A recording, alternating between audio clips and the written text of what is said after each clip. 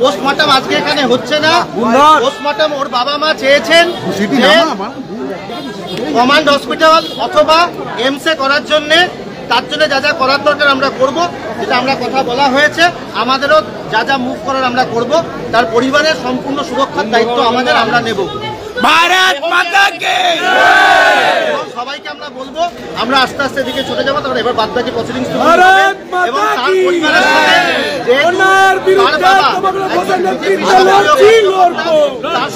দায়িত্ব আমাদের, এবং তার দায়িত্ব নিয়ে তার পরিবারের দায়িত্ব এবং তার পিতা যিনি মারা গেছেন তার মেয়ের দায়িত্ব সম্পূর্ণ আমাদের। তার যাতে ন্যায় বিচার পায় তার জন্য ভারতীয় জনতা পার্টি এই লড়াই চালিয়ে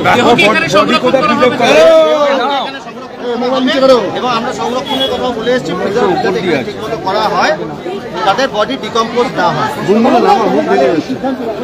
আজকে এখানে পোস্টমর্টম হচ্ছে না এবং আগামীকাল কোর্টের মাধ্যমে দেওয়া হচ্ছে। সেখানেই যেহেতু ইতিমধ্যে ওর বাবা মা জানিয়েছেন যে এখানে ওরা করতে চাচ্ছে না, রাজ্য প্রশাসনের ভরসা নেই, ওনারা এমস অথবা কমান্ড হসপিটালে ওনারা করতে চান, তাদের কেন্দ্রীয় সরকারের প্রতি ওনাদের আস্থা রয়েছে। পিতার বাবা একটি সক্রিয় বিজেপি কর্মী, আমরা বিজেপি সর্বতভাবে তাদের পাশে।